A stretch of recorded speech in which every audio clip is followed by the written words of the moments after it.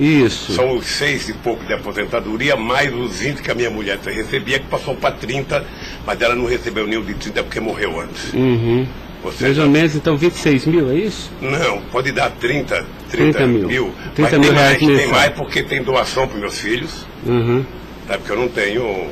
Não, mas o senhor, pessoalmente, só quero saber isso. Eu poderia chegar a quanto? 50 mil? Tá, 50 mil reais mensais. Eu não sei, eu tô tentando chutar aqui, doutor.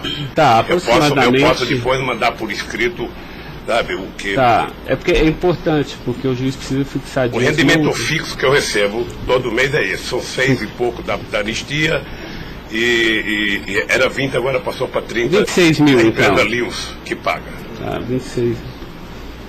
26 mil reais. Depois o advogado manda para o senhor aí tá. O total do rendimento das doações. Tá bom. Estado civil viúvo, tá? 4 nenhum menor de idade. Tá. Grau de instrução do senhor. Grau de instrução. Um curso primário e um curso técnico. Tá. Curso primário e curso técnico.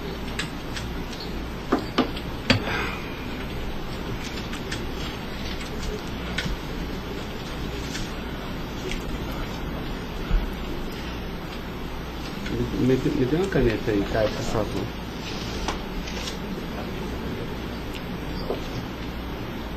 Pode gravar, Caio. Senhor Luiz Inácio, eu vou pedir então ao senhor para responder agora as perguntas no microfone, porque a partir desse momento a audiência vai ser gravada, tá?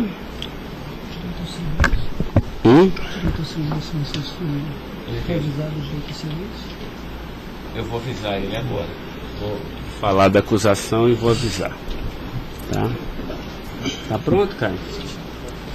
Tá. Senhor Luiz Inácio, esse momento é o momento do seu interrogatório, tá? A lei lhe garante o benefício de ficar em silêncio em todas as perguntas que eu lhe fizer, as perguntas feitas pelo membro do Ministério Público, pela defesa dos denunciados, inclusive até pela sua própria defesa, tá?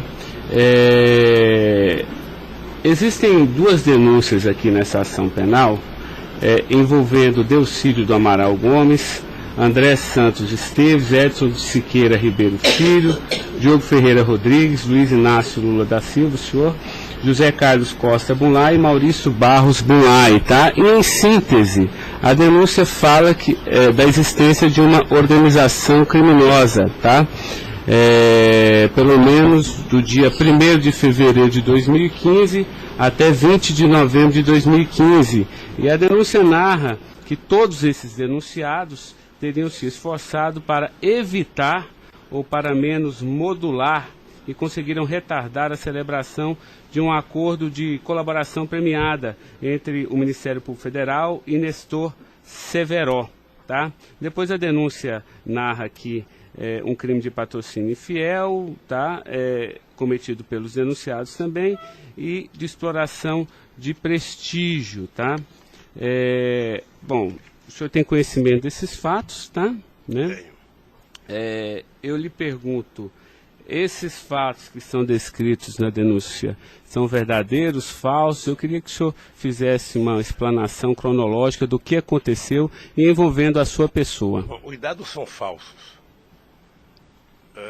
Eu queria aproveitar a oportunidade, doutor Ricardo, para dizer ao senhor que eu faço política desde os 23 anos de idade. Comecei em 1968 pelo movimento sindical. Depois fizemos as greves mais importantes desse país, depois do regime militar. Depois resolvemos que o sindicato já era muito limitado para a luta democrática desse país, resolvemos criar um partido político. Participei da criação do mais importante partido político de esquerda da América Latina, partido que fez a maior política de inclusão social na história desse país, partido que fez a maior política de combate à corrupção na história desse país. Se nós analisarmos o que aconteceu de 2003 até dezembro de 2014, a gente vai perceber que o Ministério Público, a Polícia Federal, a Controladoria Geral da República nunca tiveram, e a Controladoria nunca tiveram tanto apoio e tantas mudanças legislativas para melhorar a eficácia do combate à corrupção como nós fizemos. E há mais ou menos 3 anos, doutor, eu tenho sido vítima de eu diria quase que de um massacre.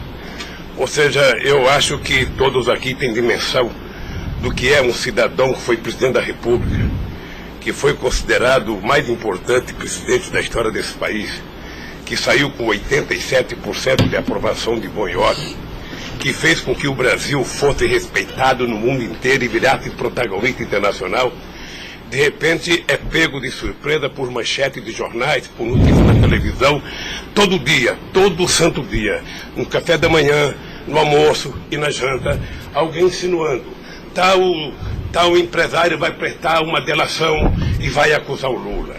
Tal deputado vai prestar uma delação e vai acusar o Lula. Agora vão prender fulano, agora vão pegar o Lula. Agora vão pegar fulano e vai prender o Lula. Prenderam o Odebrecht, vai delatar o Lula. Prenderam o Aoete, vai delatar o Lula.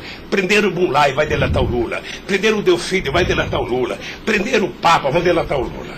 Eu esperando pacientemente. Por isso eu estou muito, muito orgulhoso e prazeroso de estar aqui para poder, na frente de um juiz imparcial, contar a versão deste fato. Primeiro, me ofende profundamente a insinuação de que o PT é uma organização criminosa.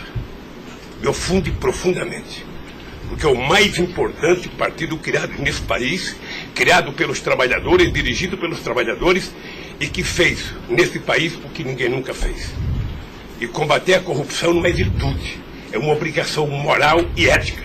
E isso eu aprendi com uma mulher que nasceu e morreu analfabeta. Segundo, esse partido conseguiu fazer com que as instituições fossem fortalecidas. O Ministério Público tinha um apelido de engavetador. No meu governo, pela minha vocação sindical, eu fazia questão de fortalecer a corporação e indicar o representado pela instituição. A Polícia Federal, quantos processos eram engavetados, quantas pastas sumiram nesse país. No meu governo, a Polícia Federal tinha que fiscalizar, tinha que investigar, teve dinheiro para investimento de inteligência e os delegados sabem como é que eles foram valorizados. E eu dizia, só tem um jeito de ninguém ser pego nesse país, é ser honesto, é não fazer nada errado.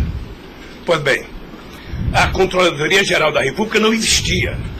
Era uma peça de ficção quando eu cheguei no governo. Eu coloquei primeiro o ministro Valdir Pires, ex-governador da Bahia, depois eu coloquei um juiz, o nosso amigo Jorge Arge, que quem conhece sabe que não brinca em serviço. E ele sabe que a ordem que ele receber é o seguinte, olha, tem que controlar e tem que fazer com que as pessoas saibam que honestidade não é mérito, é obrigação. Pois bem, e agora eu estou nessa... Só sabe o que é levantar todo dia, sabe, achando que a imprensa está na porta de casa porque eu vou ser preso? Ah, porque não sei quem delatou Lula vai ser preso, porque não sei quem delatou Lula vai ser preso.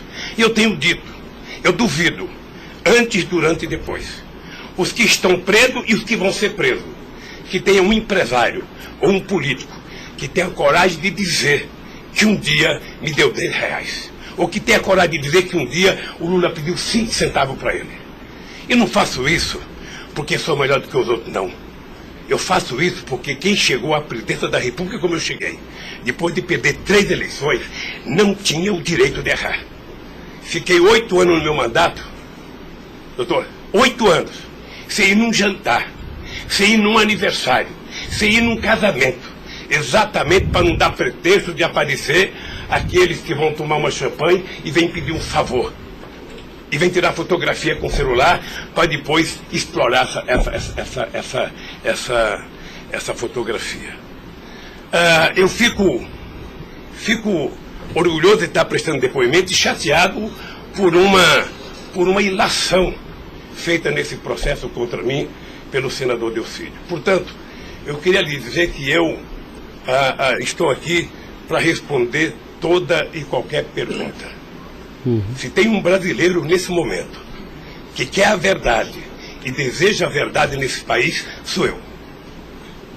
Portanto, estou à inteira disposição para responder tudo e a todos do jeito que vocês perguntarem. Tá, adentrando então na peça acusatória, senhor Luiz Inácio, A denúncia narra aqui 7 fatos. Diz aqui que no dia 8/4/2015, o senhor reuniu-se com o Delcídio Amaral no Instituto Lula, em São Paulo, e o senhor teria exortado a Delcídio a adoção de medidas para a compra do silêncio de Nestor Severo, de forma a que o Nestor, não celebrasse o acordo de colaboração premiada com o Ministério Público Federal. Vamos por fatos, que eu acho que fica mais fácil, a gente faz o encadeamento temporal aqui da denúncia. Esse fato existiu, Delcídio foi lá, pediu para o senhor, o senhor teria pedido a ele para que ele intervisse e pudesse pelo menos ocultar fatos que pudesse relacionar o senhor José Carlos Bunlai, e ele diz mais, diz até que o senhor também teria pedido a ele, porque o senhor também teria envolvimento aqui com negócios escusos na Petrobras. Doutor, só tem um brasileiro que poderia ter medo de um depoimento do Severo, pela relação que tinha com ele, que é o Delcídio. Eu não tinha relação com o Severo. Portanto, eu não tive nenhuma preocupação com o depoimento de nenhum empresário, de nenhum diretor da Petrobras, porque não tem essa relação com eles. Portanto, o Delcídio contou uma inverdade nesse processo. Mas essa reunião existiu? Deve ter tido muitas reuniões com o Delcídio. Ele era senador da República, era líder do governo, nós conversamos muitas vezes, em São Paulo e em Brasília, e com outros deputados. Lá no Instituto Lula? Várias vezes o Delcídio esteve lá. Várias vezes. Ok. Eu iria perguntar por fatos aqui, mas assim, pelo que o senhor está falando, senhor, ele teve lá, o senhor admite que conversou com ele, mas não houve essa conversa para adoção de medidas, o senhor teria pedido para ele, porque o senhor, José Carlos Bunlai é amigo do senhor. Doutor Ricardo, deixa eu dizer uma coisa. Eu não tenho nenhuma razão para ter qualquer problema com o depoimento do Severo. Mas nenhuma razão. Não o conheço, não tive convivência com ele. Portanto, o depoimento do Severo era um problema para o Delcídio e não para mim, que teve uma convivência com ele ainda no governo anterior, antes do meu governo, quando foi diretor de óleo e gás da Petrobras. Não foi comigo. Tá, não surgiu essa conversa, então. Não surgiu, não se tocou. Se o senhor falar da Lava Jato? Doutor, da Lava Jato, hoje no Brasil, a gente fala no café, no almoço, na janta e ainda depois da novela. Mas não porque só passa isso na televisão. Mas não se tocou no nome do Severo. Não tocou no nome. E muito menos no nome do Bunlai. Sabe, de que foi pedido coisa para o Bunlai. É um absurdo. É um absurdo.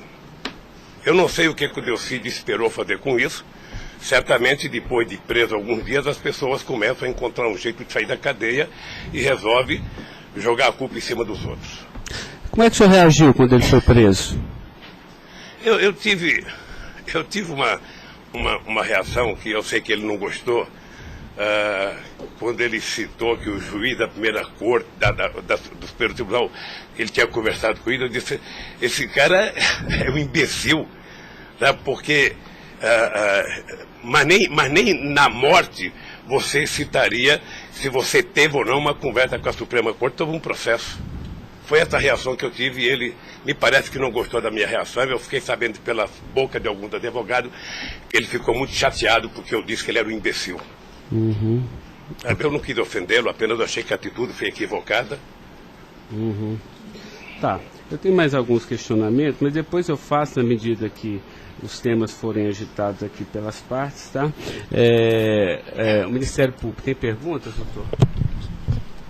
Bom dia. Acabei não vendo a sua chegada, mas não revelo. Em nenhuma dessas reuniões o Delcídio comentou sobre o receio que ele teria sobre as delações do Severo?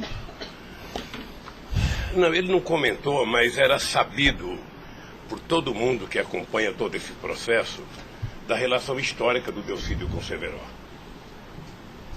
Tem até um livro publicado por uma jornalista da revista Veja que mostra claramente a relação do Delcídio com o Severo. Era muito antiga, sabe? No governo passado, no governo anterior ao meu, porque ele chegou, acho que até a ser ministro interino de Minas e Energia. senhor acredita que a referência ao seu nome tenha sido útil para o Delcídio conseguir a delação premiada? Olha, por tudo que eu vejo todo dia na imprensa, eu acho que tem alguém instigando de falar meu nome. Eu fico sabendo de notícia, não sei se é verdade, nos blogs, nos colunistas, de que todo dia alguém vai para cá depoimento e fala o nome do Lula, cita o nome do Lula, cita o nome do Lula. Eu canso de ouvir isso todo santo dia, sabe? É bem possível que eu vi uma entrevista dele na Globo News que parecia que tinha recebido o prêmio Nobel da delação, a disfarçatez, sabe? Como ele estava se desenvolvendo, eu fui no Roda Viva. Ou seja, depois que fazem a bobagem que fez, se é que fez, ele teria que jogar nas costas de alguém. Primeiro, sabe, a minha relação com o Delcídio era uma relação institucional. E ele sabe disso. Voltando um pouco, o senhor poderia explicar a sua relação com o Bunlai? Veja, eu conheci o Bunlai na campanha de 2000. O PT governava o estado do Mato Grosso do Sul. E eu precisava fazer uma gravação para um programa de televisão da campanha para falar com o setor do agronegócio. E aí o governador do PT disse que tinha um amigo lá e me levou na fazenda dele, me parece que em Miranda. E eu fui nessa fazenda, uma boa fazenda. Até depois eu fui pescar nessa fazenda, fiquei 4 dias no Rio Miranda, não peguei nenhum peixe. Mas gravei um programa, foi um programa de sucesso. Depois eu ganhei as eleições e depois estabeleci uma relação com o Zé Carlos Bunlai. Qual o conhecimento ou participação que o senhor teve na questão do empréstimo do Banco Chain ao PT que teria sido feito com a intermediação do Bunlai? Eu não, já disse isso, eu não tenho nenhum... Fiquei sabendo de que o Bunlai tinha feito o empréstimo pela imprensa. O senhor teve conhecimento de que para quitar esse empréstimo, houve a contratação pela Petrobras, da empresa Chain Engenharia, na questão Fiquei da sabendo também pela imprensa, e me parece que numa pergunta que o Ministério Público já me fez. Após esses fatos, sobre a saída do Cerveró do posto da diretoria da Petrobras, há uma informação na denúncia relativa a divisões de indicações por partido de diretorias na Petrobras. Diretoria de abastecimento seria normalmente indicada pelo PP, diretoria de serviços pelo PT, diretoria nacional pelo PMDB. O senhor tem conhecimento disso? Veja, deixa, doutor Ivan, dizer uma coisa que me parece que está virando costumeiro isso no depoimento, que é a falta de compreensão do que significa um governo de coalizão em qualquer parte do mundo. E parece que tem pessoas com dificuldade de compreender isso. Aliás, no depoimento do presidente Fernando Henrique Cardoso, ele foi muito bem ao explicar o que é um governo de coalizão. Quando você ganha uma eleição, um regime presidencialista de coalizão, você tem que montar o governo. Você precisa construir uma maioria no Congresso Nacional para você poder montar o governo. E você não monta a maioria com quem você quer. Porque se você pudesse, você pegaria só suplente que não foi eleito. Mas como o suplente não vota, você tem que fazer um acordo com quem é eleito, com quem tem mandato. E obviamente que você pode fazer um acordo programático, e nesse acordo programático você pode fazer um acordo de participação no governo. Então os partidos que compõem a base do governo participam do governo, indicam ministros, indicam cargos. Todas as pessoas indicadas são pessoas com mais de 30 anos da Petrobras. Eu já disse no depoimento, sabe, que vocês vão ter que ouvir muita gente, o Conselho Fiscal da Petrobras, o Conselho de Administração da Petrobras, sabe, para saber se havia denúncia de corrupção, porque quando nós indicamos as pessoas e quando os partidos indicam, ou seja, se aparecer alguma denúncia de corrupção e aparecer no GSI, essa pessoa não é indicada. Porque qual é o critério? O partido tem um ministro, o partido tem uma bancada. Essa bancada conversa com o ministro. Se indicar um nome qualquer, esse nome vai para a Casa Civil, da Casa Civil passa para o GSI, que é o Gabinete Institucional, faz um levantamento, eu não sei aonde, sabe? E se não tiver nenhuma denúncia, essa pessoa é mandada para o Conselho de Administração e o Conselho de Administração indica. Não é o presidente da República que indica, é o Conselho de Administração. É assim que funciona em qualquer lugar do mundo. Ex-presidente, mas só uma questão relativa a isso. Existe um vídeo no YouTube em que o senhor está inaugurando uma plataforma que o senhor realmente fala que no seu governo a Petrobras se tornou mais transparente e que o senhor participava mais das decisões da Petrobras. É de uma plataforma em Angra dos Reis, isso foi em 2010. Então, deixa, doutor. Aí eu estou lhe perguntando para o senhor explicar. O senhor se lembra desse discurso? Eu sei que é muita coisa, mas eu estou até com um vídeo aqui e eu queria lhe perguntar isso. Senão a gente pode até passar. É que a imprensa dizia que eu vivia fazendo assembleia. Eu fui o presidente que certamente mais visitei a Petrobras.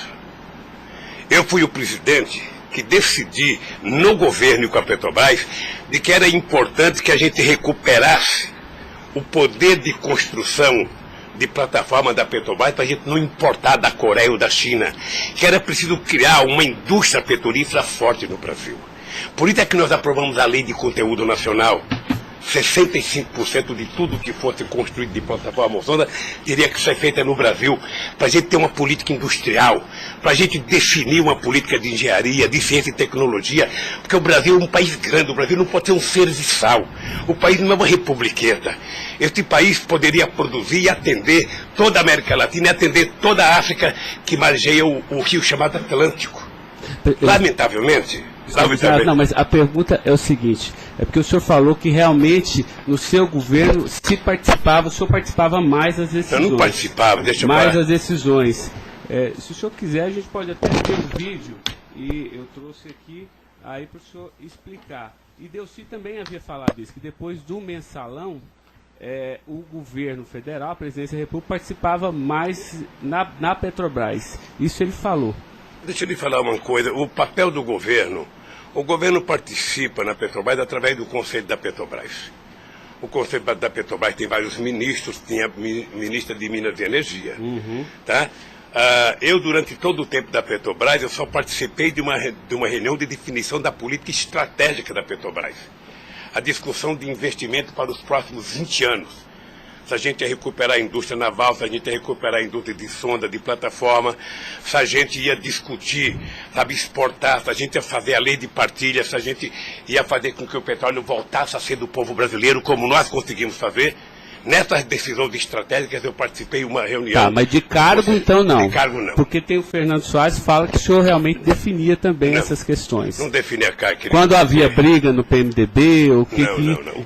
Quem decidia, se não se decidir, era o senhor que realmente... Deixa eu lhe dizer uma coisa para o senhor.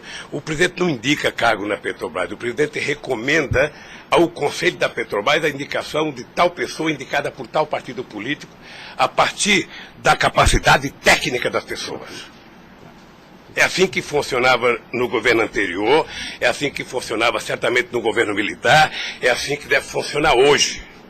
É assim que deve funcionar hoje. Porque a Petrobras é uma empresa de engenharia muito poderosa e você não pode ficar colocando gente que não tem expertise para fazer determinadas coisas. Tá. Mas a expressão foi essa aqui, eu anotei. A gente sabe o que acontece lá dentro. O que o senhor quer rever o discurso? Eu não preciso rever, não. Tá. Assim, porque isso me chamou a atenção. A gente sabe, quer dizer, antigamente era uma caixa preta, foi esse o contexto. E agora a gente sabe o que acontece lá dentro. Quais foram os mecanismos que o senhor tomou, então, para que a Petrobras realmente ficasse mais transparente? A fazer com que o Conselho acompanhasse mais as decisões. Porque como a Petrobras é muito grande, entre uma decisão do Conselho da Petrobras, uma aprovação da diretoria e os acontecimentos nas engenharias da Petrobras, são milhares de pessoas que participam daquilo. É por isso que um dia um presidente chegou a falar que ele é uma caixa preta que ninguém sabe. Então vamos tentar saber, sabe? Fazendo com que as coisas funcionem mais democraticamente. Por exemplo, quando nós descobrimos o pré-sal, nós tivemos uma decisão estratégica do que fazer com o petróleo. O petróleo não é das empresas estrangeiras que vêm aqui comprar gás e óleo, não. O petróleo é nosso. Então eles vão ter que pagar para o governo. É por isso que nós aprovamos 75% do ROT para a educação. É por isso que nós aprovamos a partilha, que é o que incomodou muita gente no mundo, o que incomodou as grandes petroleiras. É esse país que tinha complexo de vira-lata, virar dono do seu nariz. Okay. Eu sei que isso incomodou muita gente. Incomodou muita gente no mundo inteiro. Sabe, e agora estão tentando desmontar. Porque um país que não se respeita, um país que não tem soberania, um país que não tem empresas de porte extraordinário como a Petrobras e vende tudo, sabe, sinceramente, não é um país. Ok. Doutor Ivan, só porque o senhor tocou no tema, eu quis aproveitar, tá? Mas pode continuar, pode prosseguir. A pergunta é relativa à diretoria internacional, que ela foi ocupada pelo Cerveró e depois pelo Zelada. Ambos foram indicações do PMDB ou o Cerveró foi indicação do PT e o Zelada... Não, eu já tive a oportunidade de dizer isso. Isso foi indicação do PMDB. Ambos? Não sei se de todo o PMDB ou da bancada do PMDB de Minas Gerais, que foi indicado o Zelada para diretor internacional da Petrobras. O critério é o mesmo. O Zelada foi indicado, passa na Casa Civil, passa no GSI e é mandado ao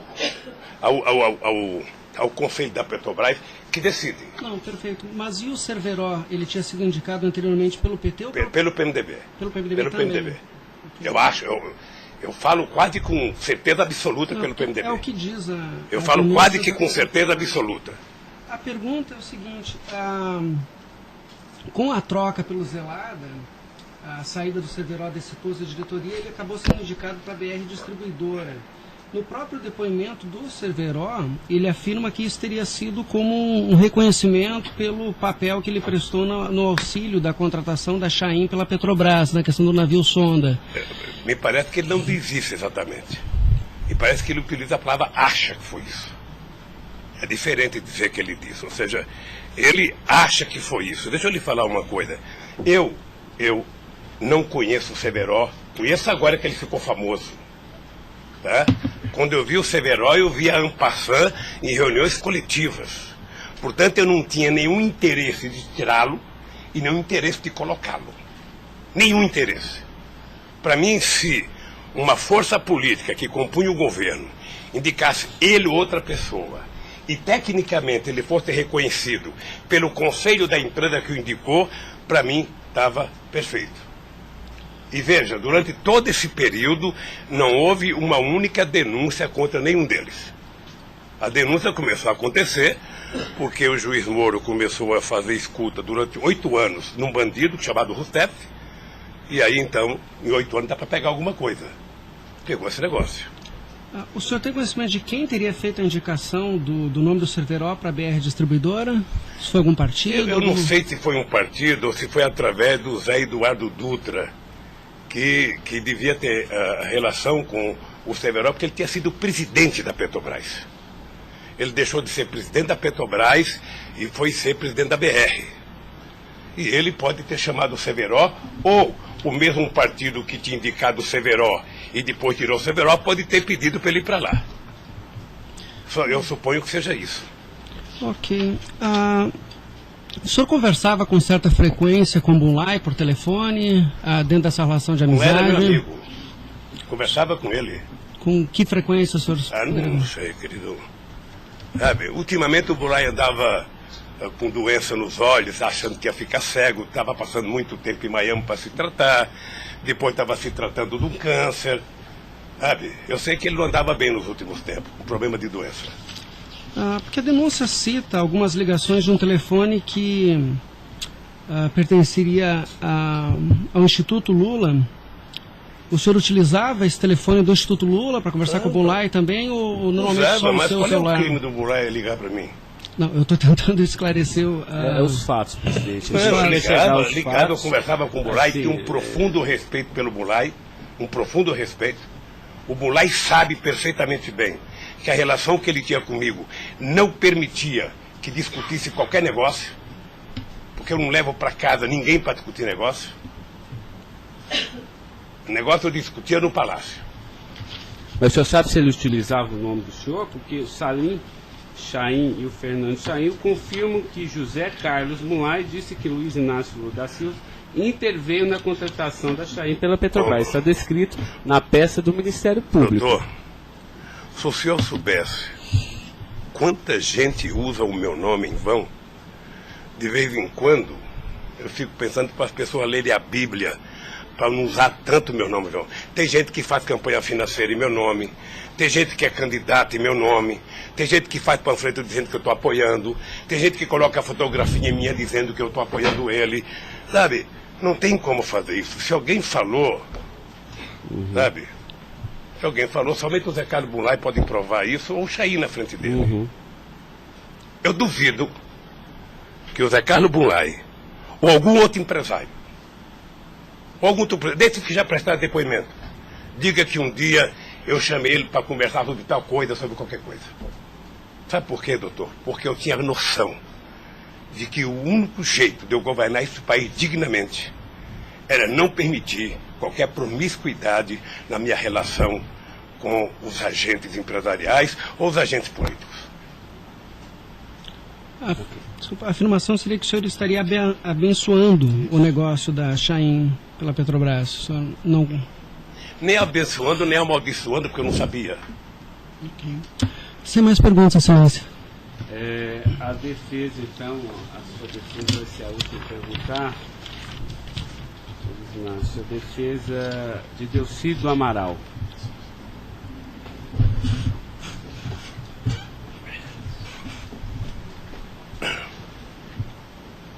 O doutor vai ter que, alguém vai ter que sair para ele perguntar, tá?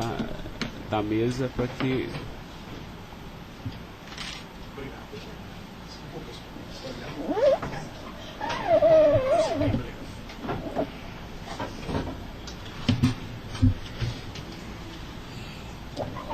Bom dia. Bom dia. O senhor já mencionou que, de sua parte, não haveria nenhum receio na delação de Nestor Cerveró. A indagação que eu faço é se, da parte de Bunlai, seu amigo, se ele lhe confidenciou algum receio da delação do Cerveró. Nunca. Nunca. Nunca. Ele mencionou se conhecia o Cerveró? Quem, o Bunlai? O Bunlai. Não, nunca falou comigo do Cerveró. Nunca? Nunca falou comigo do Cerveró. Nem tampouco o senhor soube se ele... Quem falava comigo do Cerveró era o Delcídio. Que era amigo do Cerveró. Amigo do filho do Cerveró. Perfeito.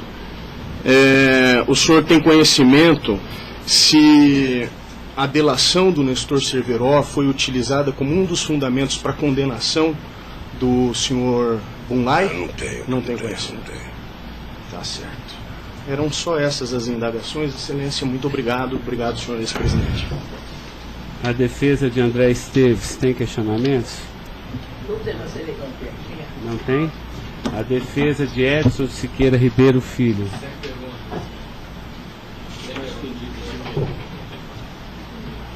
A defesa de Diogo Ferreira Rodrigues. A defesa de José Carlos Bunlai. Tem algumas perguntas. Pode fazer. Bom dia, presidente. Presidente, o senhor disse que a sua relação com o senador Delcídio era institucional. Mas o senhor sabe qual era a relação do senador Delcídio com o José Carlos Bunlai? Eles tinham alguma amizade? Eles tinham alguma proximidade? Veja, a impressão que eu tenho era que era muito pequena a relação dos dois. E parece que o José Carlos Bunlai não tinha muita relação com o Delcídio. E com a sua mulher, dona Marisa, qual era a relação do José Carlos Bunlai? Eles tinham amizade? A mesma que comigo. O aniversário da sua ex-mulher? Quando ela fazia aniversário? Ele ia no aniversário da minha mulher. Mas o dia do aniversário dela? Dia 7 de abril. O senhor sabe se ele fez alguma ligação para ela no aniversário dela? A ligação do dia 7, eu já fiquei sabendo da ligação do dia 7. Bem. É o mínimo que eu esperava dele, que ele ligasse para ela para dar os parabéns. É só isso, obrigada. Tem alguma pergunta? Tá. A defesa de Maurício Bunlai. Sem questionamentos. A defesa de Luiz Inácio Lula da Silva. Sem perguntas, excelência. Tá, só mais uma questão, senhor Luiz Inácio. A denúncia sempre fala do Instituto Lula. Eu queria que o senhor falasse um pouquinho a finalidade do Instituto Lula. Eu tirei pelo site a missão, me parece que o senhor desenvolve projetos na África também, né, com finalidade de erradicação da extrema pobreza, da fome, acesso à educação, promoção da igualdade, mas também é um local que o senhor também chama as pessoas para discutir política. Delcídio falou que o senhor o convidou para ir lá quando ele era líder do governo. Explique para mim o Instituto Doutor Lula. Ricardo, eu não sei se você sabe, a Receita Federal fez uma devassa no Instituto para saber se ele está cumprindo com a sua obrigação institucional. Veja, eu quando deixei a presidência da República, eu falo isso apenas com o objetivo de explicar. Muita gente pode achar que eu sou arrogante ou sou petulante. O doutor Ivan, no primeiro depoimento, eu disse isso para ele. Mas ou seja, é crime, viu? quando eu deixei a presidência da República, por conta do povo brasileiro, eu tinha sido presidente, quase que o presidente mais importante do mundo nos 10 primeiros anos do século XXI. Esse país virou protagonista internacional. Esse país passou a participar do G8, coisa que nunca participava. Esse país ajudou a construir o G20. Esse país participava do BRICS com muita importância. Esse país participava do IBAS entre Brasil, África do Sul e Índia. Esse Brasil criou a Unasul, criou a CELAC, onde pela primeira vez a gente fazia uma reunião da América Latina sem participação dos Estados americanos. Esse país não deixou a ALCA entrar aqui. Esse país consultou o Conselho Nacional de Defesa para se contrapor à 4ª Frota Americana, depois que nós conseguimos o pré-sal, que eles reinauguraram a 4ª Frota. Nós criamos o Conselho de Defesa. Então, nós fizemos a maior política de inclusão social da história desse país. 36 milhões de pessoas saíram da extrema pobreza e 40 milhões ascenderam à classe média. Isso é uma Argentina, isso é uma Colômbia. A bancarização do povo pobre foi com 70 milhões de pessoas entraram no sistema financeiro. É uma Colômbia e uma Argentina junto. Tudo isso em 12 anos. Olha, eu saí da presidência e eu queria fazer com que a América Latina e a África adotassem as políticas públicas que nós adotamos no Brasil. O programa Luz para Todos. O programa PA, que era a compra de alimento para o pequeno produtor. O Minha Casa Minha Vida. O Bolsa Família. O aumento do salário mínimo. Durante 12 anos, todos os funcionários públicos tiveram aumento nesse país. Houve reajuste de carreira, houve aumento do salário mínimo. Aumentamos as exportações, aumentamos o mercado interno, numa demonstração de que o pobre não era problema. O pobre era a solução. Então, eu gostava de ir para a África para dizer para os presidentes. Uma vez até fiquei com medo de Angola. Porque eu, depois da minha palestra, eu me dei conta da quantidade de general que tinha lá dentro. E eu falei o seguinte, é preciso diminuir o dinheiro das Forças Armadas e colocar dinheiro para os pobres. Porque o pobre não entra no orçamento. O Poder Judiciário entra, porque tem poder de pressão. Os sindicatos organizados entram. Sabe? Todo mundo entra, o pobre não entra. O pobre está lá, desgraçado, abandonado, ninguém olha por ele. Agora, coloque ele no orçamento. Deixa ele começar a ir no shopping. Deixa ele começar a comprar carne, comprar iogurte, comprar meia, comprar sapato. Nesse país ficava incomodado porque pobre comprava dentadura com o dinheiro que a gente dava do Bolsa Família. E eu queria ensinar isso, eu queria ensinar as pessoas a compreenderem que o pobre no Brasil e no mundo seria a solução se a gente desse a ele o mínimo necessário. Foi por isso que eu não quis criar uma ONG. Criei um instituto para poder viajar o mundo tentando mostrar o exemplo do que esse país fez em tão pouco tempo.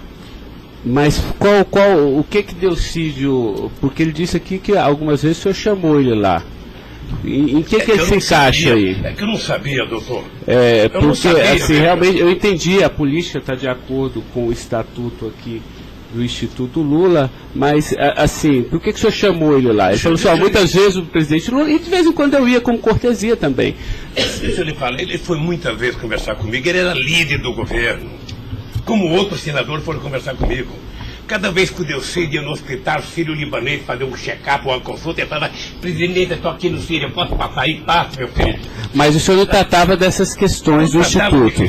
Do Instituto. Discutia desde Flamengo a Vasco da Gama, Corinthians, Palmeiras, porque quando duas pessoas se encontram, conversa-se tudo. Sim. Mas não era política institucional do Instituto, isso que eu estou perguntando. Política institucional do Instituto, é que eu talvez tenha cometido erro, sabe, que eu deveria ter alugado uma sede do lado. E quando eu discuti esse instituto, ficava numa cadeira, quando eu discutia outra coisa, mudava para outra cadeira. Eu achei desnecessário. Eu achei que a civilização não exigiria essa burocracia toda, porque isso é uma coisa de burocracia. Eu sou o mesmo ser humano, eu sou presidente de honra do PT, eu sou ex-presidente da República, eu era presidente de honra do Instituto. Eu não decidi as coisas pelo Instituto. O Instituto tem uma diretoria. Eu apenas estava lá, eu era a figurinha carimbada do Instituto. Era para ele fazer merchandising. Aqui o Lula. Vai conversar com o Bill Clinton, fala com o Lula. Vai conversar com o Tony Blair, fala com o Lula. Vai conversar com o Chirac, fala com o Lula. Vai conversar com o Angela Merkel, fala com o Lula.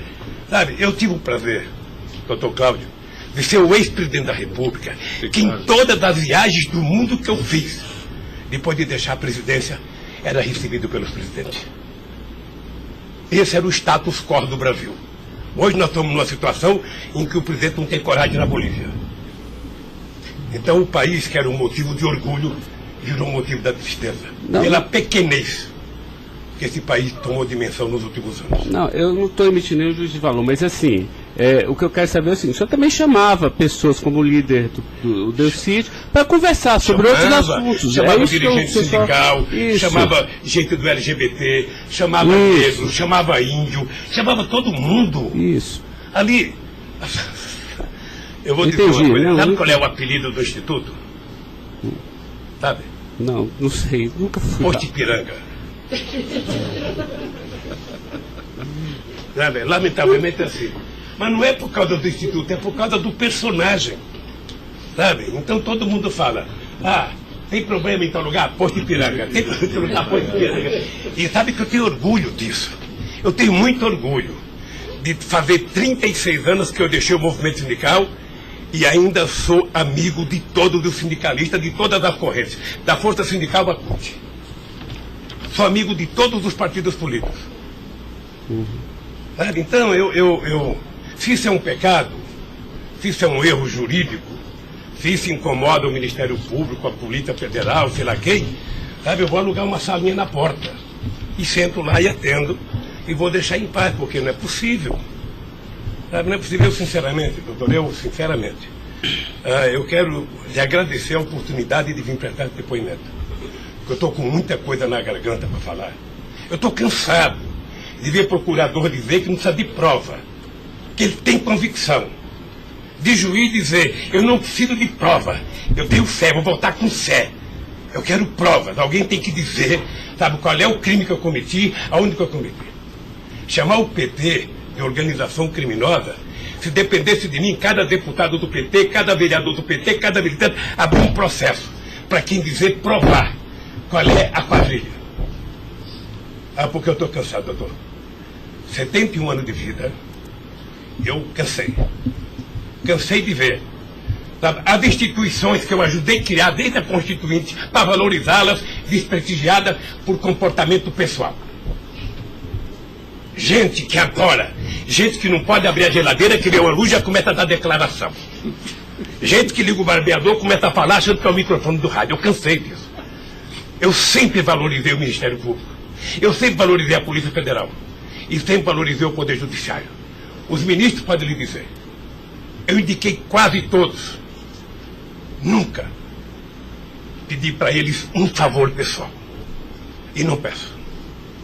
Porque a instituição tem que ser forte, não para me ajudar, para garantir a democracia desse país. Lamentavelmente, tem pessoas que não pensam assim. Eu, quando vejo um jovem procurador ir para a televisão falar 1h30 e depois dizer, não me peçam provas, eu tenho convicção, não dá, doutor. Não dá para aceitar isso como uma coisa séria nesse país que está jogando a cada vez mais a oportunidade de se transformar num país grande. Nós quase chegamos a ser a 5ª economia mundial. Quase chegamos. Por mediocridade não chegamos. Então eu lamento profundamente. Eu gostaria que meu depoimento fosse tudo numa semana só. Para mim poder desvendar os mistérios todos. E acabar com essa hipocrisia. Fulano vai prestar depoimento, fulano vai delatar, fulano vai não ter das contas, fulano, e o Lula vai ser citado. Quem sabe está na hora de chamar o dono da Globo, da Record, da Bandeirantes para prestar depoimento para ver se eles me delatam. Porque o que eles dizem que vão me delatar, eu duvido que tenham coragem de me delatar, porque não tem nenhuma prova e nunca conversaram comigo sobre qualquer crime. Doutor, eu aprendi a andar de cabeça erguida. E sabe que custa muito. Para quem nasce na elite, não precisa nada. Mas para quem vem lá de baixo, sabe, não deixar ninguém colocar cangaia no seu pescoço, não é fácil. Esses dias eu sei de uma história, de um depoimento, de um processo que eu abri contra uma jornalista, até vou contar isso que ninguém sabe aqui. E eu acusei uma jornalista que falou em qualquer país democrático do mundo ela seria presa, porque ela falou de um presidente da República. E ela foi prestar julgamento. E a advogada, acho que a nossa advogada, me chamou de doutor. Aí o juiz começou a rir. Ah, mas ele não é doutor? Ele não é doutor? Como é que você chama ele de doutor? Não, estou chamando dele de doutor porque ele tem vários diplomas de doutor honoris causa. O juiz deu uma gargalhada e pouco tempo depois inocentou a jornalista. Eu vou recorrer até a Suprema Corte. Aos 71 anos eu não sei quanto tempo de vida que eu tenho, mas eu tenho fé em Deus de ver essa jornalista ser julgada. Porque em nome da liberdade de imprensa, ninguém pode avacalhar a vida dos outros. Ninguém pode. E o que eu estou vendo nesse processo? Tem gente que acha que eu sou contra a Lava Jato. Pelo contrário. Pelo contrário. Eu quero que a Lava Jato vá a fundo para ver se acaba com corrupção. O que eu sou contra é tentar criminalizar a pessoa pela imprensa e não pelos autos do processo. O que eu sou contra é execrar, é condenar. Eu conheço pessoas que tivessem liberdade seriam mortos na rua. Tal é. Sabe quantas horas eu tenho de notícias negativas contra mim no Jornal Nacional em 8 meses, 16 horas? Nenhum político no mundo aguentaria isso. E eu vou matá-lo de raiva, porque toda pesquisa vai aparecer na frente. Para eles saberem que nem sempre eles podem brincar com as pessoas. Sabe? Então o juiz, o promotor, o delegado, não tem que ficar fazendo, sabe, pirotecnia com as pessoas. A primeira apura, investigue e condene. Quando condenar, bote na cadeia. E acabou. Sabe, não é tirando fotografia de criança, mostrando casa, mostrando não sei das quantas, inventando mentiras, inventando ilações. Então, quero lhe dizer que o senhor está diante de um homem que está disposto a prestar tantos quantos depoimentos for necessário. E quero que todo mundo saiba, se tem um brasileiro que quer a verdade nesse país, sou eu. E não me venham com mentiras ou com ilações. Porque um cidadão que nasce no Nordeste e não morre de fome até os 5 anos de idade, não tem medo de cara feia. Eu quero defender a minha honra, que é o valor mais importante que eu tenho. Então eu quero lhe agradecer esse depoimento e a liberdade de poder dizer essas coisas que eu até agora não tinha falado, mas eu cansei, eu vou falar. Doutor Luiz Inácio, o momento é do senhor, tá? A sua defesa, o senhor tem todo o direito de falar. Só mais uma questão para a gente encerrar, acho que ninguém tem mais questionamentos. O presidente do Instituto Lula, na época, em 2015, era o doutor Paulo Camoto. Ele não participava de nenhuma reunião, assim, com o senhor, às vezes, ou participava, ou era bem informal, como o senhor disse? Eu sou um pouco relaxado, sabe? Porque Delcídio disse aqui que as reuniões eram somente ele e o senhor, que as coisas era só... Não ficava ninguém na sala. É isso? O senhor confirma isso? Eu tenho pelo Delcídio, eu não vou levar muito a sério o que ele disse. Tá? Mas deixa eu falar, eu aqui, quando eu era presidente da República, eu brigava com a minha assessoria que achava que eu tinha que ter uma liturgia. A liturgia é importante, presidente. Você não pode andar no corredor abraçando as pessoas. A porta não pode ficar aberta, sabe? Então, no Instituto, sabe, tem hora que a conversa é pessoal, tem hora que entra 10 pessoas, 5 pessoas, 6 pessoas, 4 pessoas. Mas de total transparência, é isso que o senhor quer falar? Quando uma conversa sigilosa, eu faço uma conversa sigilosa, sabe? Ok. Tá bom. Agradeço a presença do senhor para esclarecer os fatos, tá? Ninguém tem mais questionamentos, então está encerrado a audiência. Na fase do